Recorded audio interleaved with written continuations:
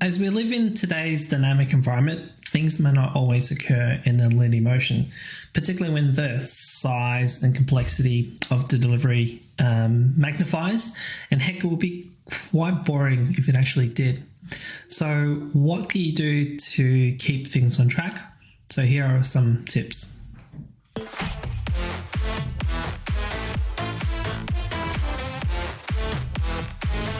Tip number 1.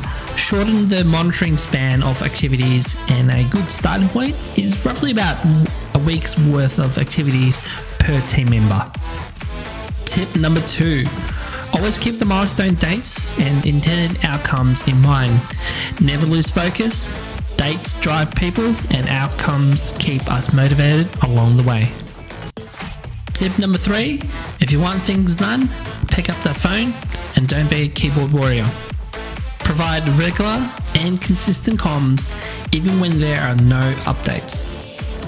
That is all for now, and I'll see you on the next video.